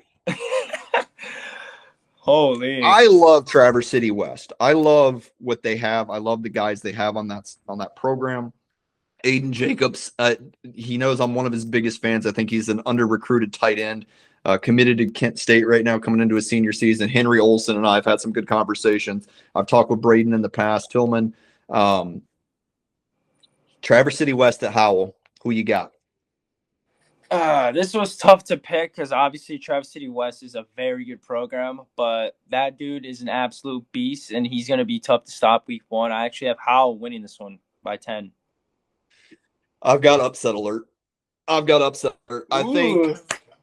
think the dual quarterback situation with Henry Olson and Braden Tillman. I mean, guys, you remember Taysom Hill? Yeah. Henry Olson is baby Taysom, right? Like that's how I refer to him when I'm talking to everybody else. He's baby Taysom, man. The guy can do it all. He can play whatever position you ask him to, and he's happy, willing, and smiling to do it when he gets switched around, right? Yeah. It's a nice way to get Braden some snaps in there, and it's done wonders for both of those guys in their recruitment journey, I think. But I do have Howell on upset alert. I think that the offense for Traverse City West is going to be able to keep up with Bryce's running game. He's only one guy. I don't think he can stop the pass game. If Braden Tillman stays healthy, Traverse City West wins by 2 points. I was gonna say it's gonna come down to the stretch. I think it's gonna go score for score, and then at the very end, I think Howell's experience. I just think they get it done week 1. It's gonna be a very close game. That one's gonna be fun to watch. I guarantee you that either of those teams win that. Whenever one of those teams wins that game, they're gonna jump the rankings quite a bit. Oh yeah, because those are two very good programs. There's gonna be some movement. Let's talk about Holland West Ottawa at Grand Ledge. Who you got in that one? Another good game, obviously, but I'm actually going to go a little local here back home. I'm going to go Grand Ledge on this one. I think their offense is going to be very hard to stop. I think if they stay consistent all 4 quarters, they're going to be a tough team to beat. Yeah, keep talking for a minute because I got to fact check myself on something. Keep talking. Okay. Yeah, like I said, I mean, Grand Ledge, I believe they've made the playoffs. Actually, they have. Recent years, they're a very good program, very good coach, and Coach Brya. I think they're a very good program. I think they get I think home field too. I mean, that's just going to be tough to stop. I mean, I've been to a couple of Grand Ledge games, and their atmosphere is absolutely electric. So, I think Holland West they're a very good team. It's definitely going to be a close game. I just don't think they can handle Grand Ledge's offense. I think it's going to be tough to beat, and another game to look forward to this week. Okay, so here's what I wanted to point out. Since 2023, Grand Ledge and West Ottawa have played each other every year to open the season. Yeah. Every year. In 2023, Grand Ledge won by 7 points. In 2024, Grand Ledge won by 3 points. In 2025, Grand Ledge won by 3 points. This game's in my backyard. Yeah, not quite in my backyard. So I live in Eagle, if you don't know. It's just northwest of Grand Ledge. I have to go to Grand Ledge to go grocery shopping. Not really to get gas, but I do anyways because it's cheaper there. But I think I'm going to be able to hear the stadium in Eagle because I don't think this one's going to be close. I think Grant Ledge Oh, is yeah. tired of winning by 3 and 7 points. I think they're going to walk-off win them at home. And what I mean by walk-off win is they're going to walk in there, they're going to score 5 times, they're going to walk off at halftime, and their starters aren't going to touch the field again. I think it's going to be 48-7 Grand Ledge over West Ottawa. Final? Well, Final 48-7. Okay. I think the second string comes in and puts on another 2 tutties. They'll give Okay. up one. They'll put on another 2. I think it's going to be 35-0 at half, and I think it's going to be 42-7, 48-7, somewhere like that at the end of the game. Yeah, I like that pick. I mean, Grand Ledge is definitely a team to look out for this season. So, yeah. Yeah, I mean, Anthony Baker, Colton Van Fossen, Miles Everett, like these guys, that's an offense, man. That is. Yeah, they're dogs for sure. All right, this is one we've both been looking forward to talking about. Oh, yeah. DeWitt at Kenowa Hills. DeWitt, the 13-0 defending state champions for Division III, on the road. Playing Michigan commit London Hampton, Michigan Tech commit quarterback Grayson Fellows, Central Michigan commit Will Fussman, and Xander Yost. Obviously, the rest of the guys over at Kenowa Hills, but that's a game. Oh, that's yeah. a game. It doesn't get better than that. No, that is a week 1 primetime game right there. These two coaches sat down and they said, somebody's got to hit somebody in the mouth. And it's not going to be us getting hit, right? Yeah. Unfortunately, one of them's going to get hit. Yeah. Who's going to get hitty? Who you got? This is a tough game. This game's in my backyard. I'm actually going to go with DeWitt on this one. I think experience. They lost a couple guys. They lost more last season. But I think experience is everything. And obviously, Kenowa has experience too, but no disrespect, but they don't have state championship experience. If you they don't know what it takes to win in crunch time. I think I could very much be surprised about that one, but I have DeWitt winning that one. Week 1. So can I ask, was your pick just dedicated to getting London pissed off at you and talking shit with you? Hey, go green, baby. Go green. Look, I did it with Holden, right? I tried the Texas A&M LSU thing, so I get the green and blue thing, right? Yeah. All right. I'm gonna play spoiler here. This is the main reason I have DeWitt at number 2 in the preseason rankings is I think they drop in week 1. I think Kenowa Hills wins at home, and I think the home field advantage is what gets them. It's a very close game. I think it's a field goal or less, but I think Kenowa Hills pulls it out, and it sets the tone for the rest of their season. Yeah, I was gonna say I think if Kenowa does manage to pull that game off, it's definitely gonna be a turning point. Obviously, last couple seasons they've made deep runs, but they haven't actually have what it takes to actually punch the way to Ford Field. And I think if they win that game, that's gonna be huge. That's gonna be huge for their season. Yeah, I think some of those guys, including Coach Don, I think all of you guys deserve a ring, and I think this is the year you for sure. Yeah, I think the only team that can stop you is you. To be honest with you. So with that being said, E, do you want to give the game of the week announcement, or you want me to do that? You know what, Jake? This is the first episode. I'm gonna actually give you that one. Go ahead.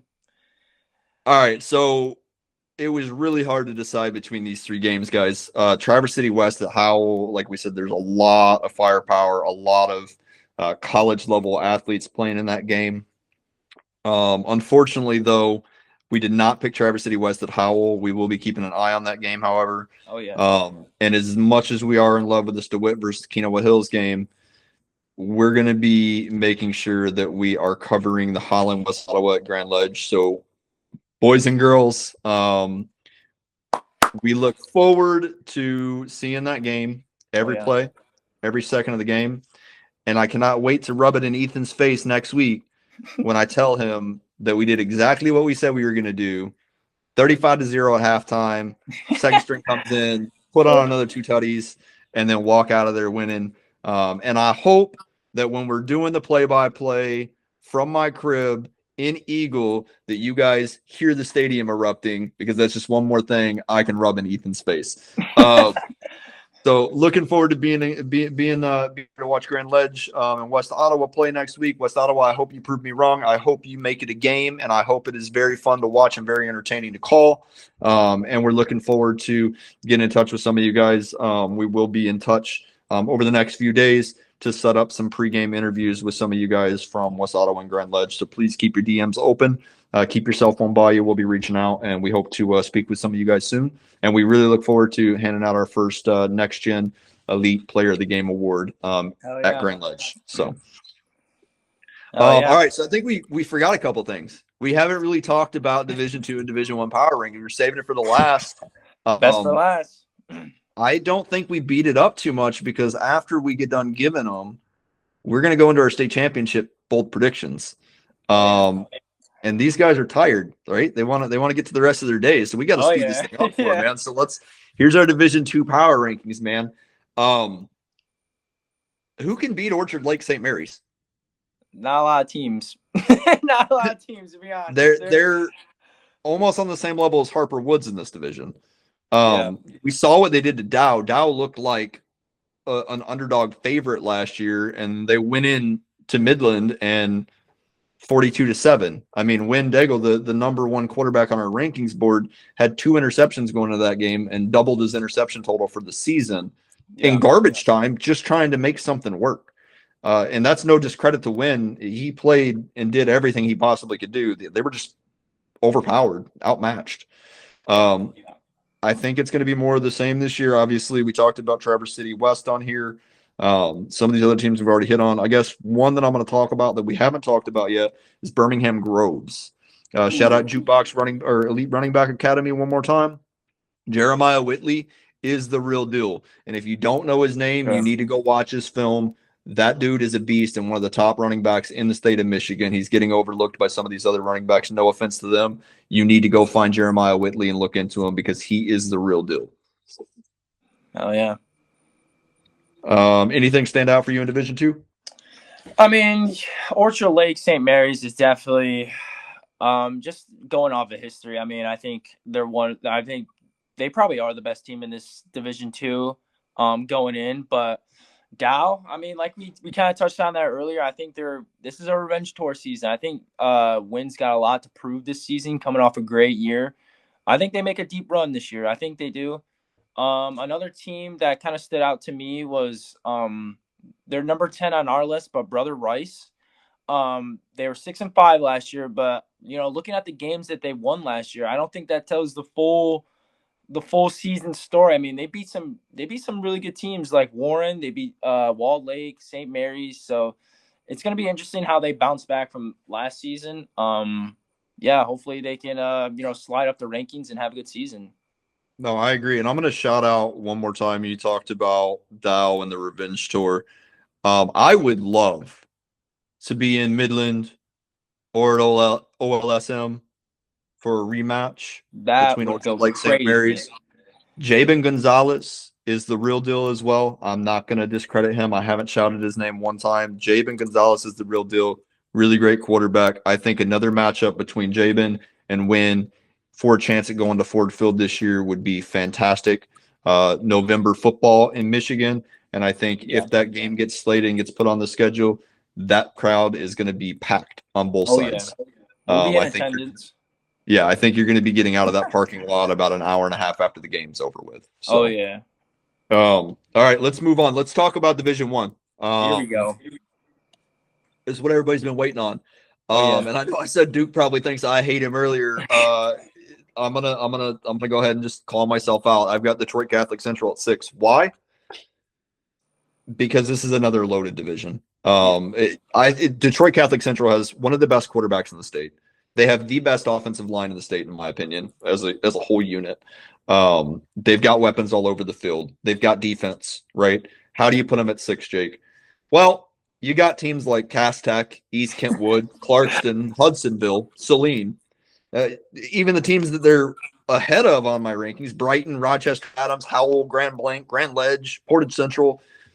This is another stacked division, man. Detroit Catholic Central, all love to you. I hope you prove me wrong. You guys had a hell of a run last year, and I'm looking forward to seeing you guys back in the playoffs this year. The other one I want to point out is East Kentwood. I don't think they got the love that they deserved last year. They had a really good season. Don't get me wrong. I think they're going to be better this year. Yeah. I think they've got a ton of weapons on that squad, and I'm excited to see what happens with them over there. Yeah. What do you got for D1? Obviously, you look at teams like Cass Tech, a lot of D1 talent on that team, and I'm pretty sure Cass Tech just had a scrimmage with Saline. Don't know how that went, but I mean, just the thought of that is unbelievable. I have Saline as a dark horse. I really believe that they can make a deep run this season, especially with Case as the quarterback. They have potential to jump a couple spots in the rankings. If they do eventually play Cass Tech, that's going to be a very, very, very good game. Interested to see how that one turns out. But I think Saline is a dark horse for me. Another team that I want to shout out is Hudsonville, another team in my backyard. The number 4 spot I feel like is earned, but they have a lot to prove this season. So definitely looking forward to that, how they pan out. Definitely tune into week 1, how they do. I think this rankings is going to change a lot just because some of these teams might have 1 loss, 2 losses on their record. So it's going to be interesting to tune into all season. Can I point out too that I love that these teams in Division 1 don't shy away from playing top competition. Oh no. They don't They run want and try to beat up the schools with 200 enrollment, right? Yeah. They want the best of the best on their field or on the other field, and they're going to go at it, and they're going to see who punches harder every week. There's never a loose week in Michigan D1 football. All right, with that said, I think it's time that we go ahead and tell these people who we've got. Who do we got for state champions in each of these divisions? All right. Let's talk about 8-man. Let's go back to 8-man. Let's talk about it. For Division 1, I am going to go with Portland St. Pat's. I think they're just a really tough team to beat, and I think they've run that division. You kind of touched on that earlier, but they're the team to beat. I mean, unless someone proves me wrong during the season, they're the team to beat. And then Division 2, I actually have Montebello winning that one. I think they get the state championship this year. Did you read my notes before this? You did flip them around, though. I just want to give credit where credit's due. So Portland St. Pat's is in Division 2 for that 8-man. Montebello is in Division 1. I have the exact same thing. I think Montebello comes back with vengeance. I think they take that loss they took to Martin in the state championship game personally, and I think Montebello puts up some points in that state championship game.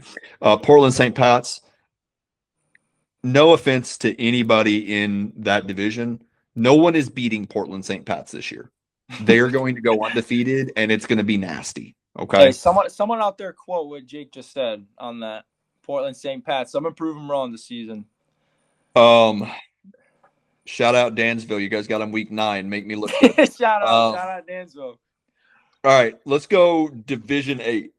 This might be my whole list of state champions might be bold takes. I'll let you go first. Division 8. I got a couple bold takes on here as well. Division 8, I'm actually going to go Hudson on this one. I'm going to go Hudson on Division 8. I think they get it done this year. We hit on this team earlier. Saginaw Nouvelle. Yeah. And I think Parker Kingsbury is the MVP of the entire season for that program. Right. One of the best receivers and one of the most under-recruited receivers in the state right now. Saginaw Nouvelle for Division 8 for me. Division 7. Another guy I like that I haven't called out yet. Millington. Millington is going to win Division 7 finally. They're going to take home a state championship, and it's going to be largely due to the play by Layden DeLong. Layden is not traditionally a quarterback. He has taken that role this year. He is literally being the definition of an athlete. He's playing quarterback, he's playing receiver, he's playing safety, he's playing whatever the hell they need him to play. Layton's playing it, and he doesn't give a shit what he's got to do. And he's going to accept. I have got Millington for Division 7. I can honestly see that, but I got to go with history. I'm going to go P-Dub. I'm going to go Puamo to take Division 7. Okay. I'm not upset with that.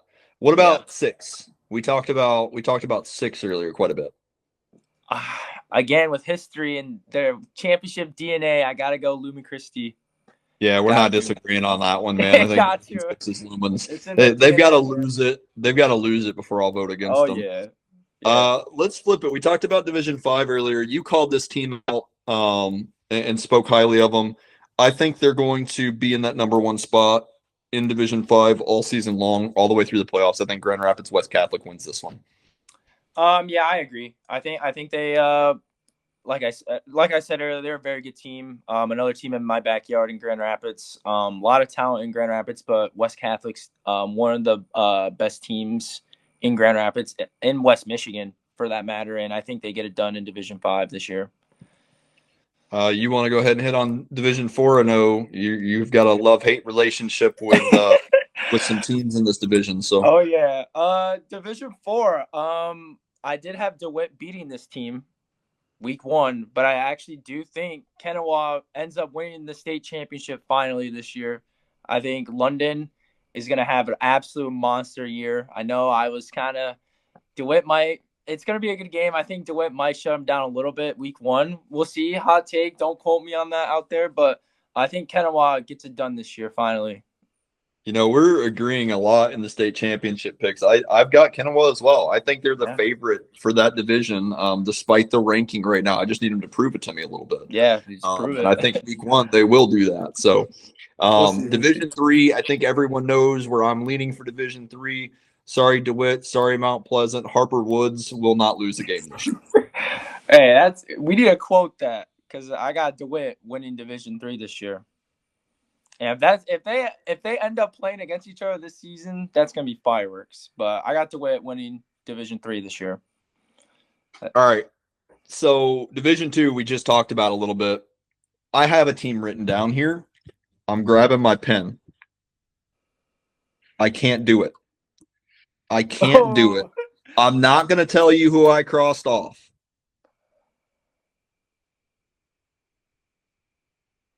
But I think the Chargers in Midland, and I think Wynn gets it done. I think they find a way. You convinced me with the Vengeance Tour or the Revenge Tour.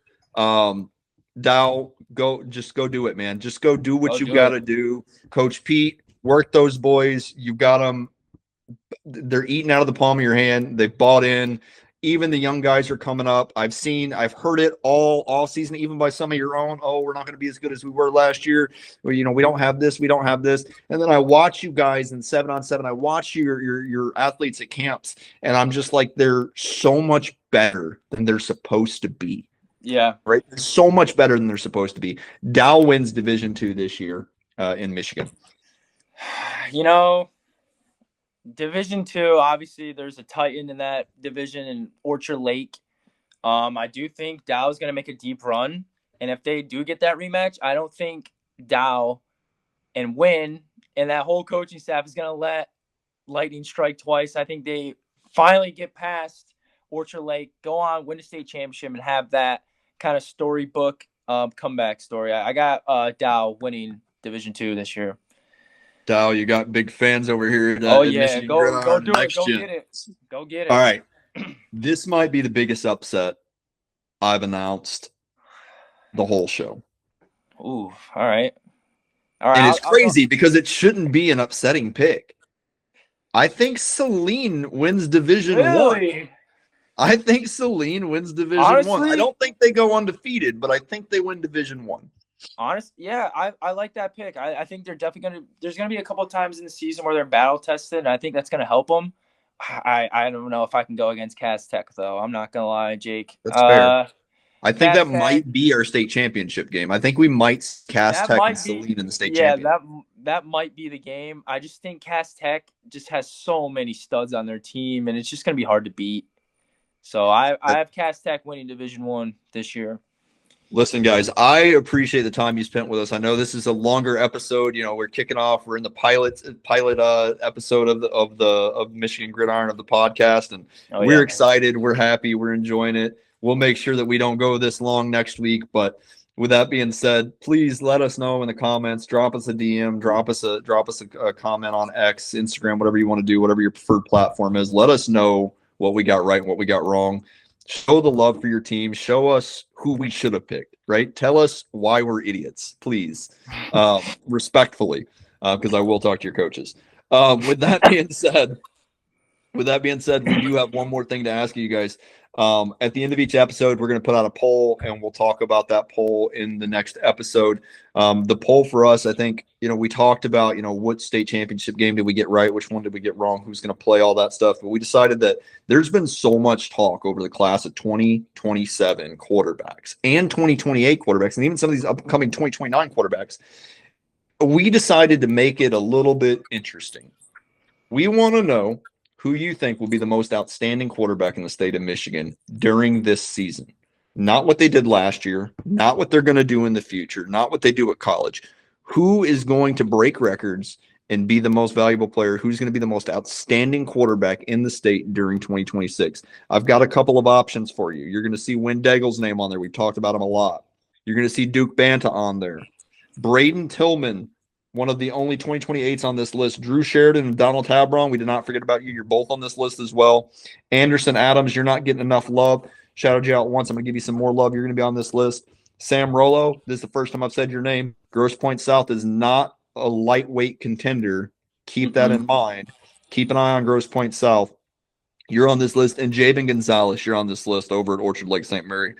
You've got a ton of weapons, dude. And if you don't have a fantastic year, I'm going to be upset with you. So let us know who you think the most outstanding quarterback in the state is going to be at the end of the season. Those guys will also give you an option to someone else. If you click someone else, do me a favor and tell me who it is. Because if you know something I don't, I need to find it out. So I'm going to go look. All right.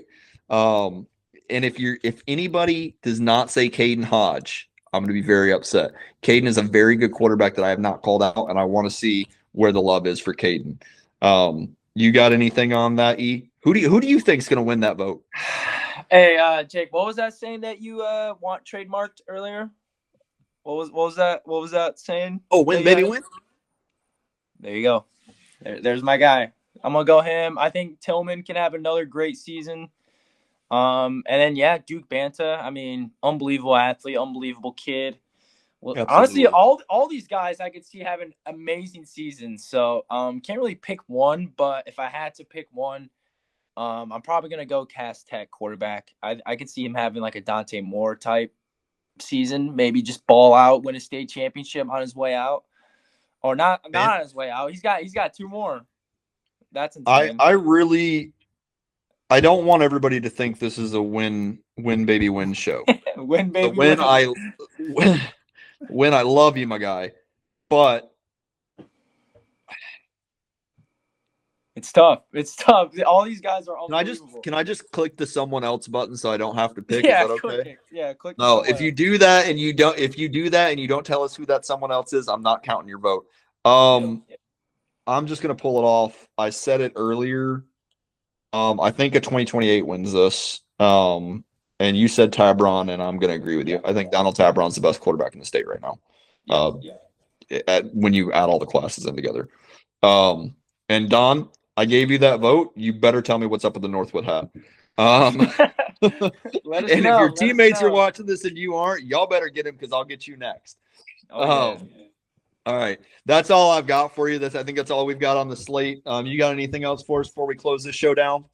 I do not. First of all, I just want to say thank you, Jake, for making this podcast happen. It's been a lot of fun chopping it up with you. Episode 1. Tune in, guys out there. Tune in every Monday at 6 a.m.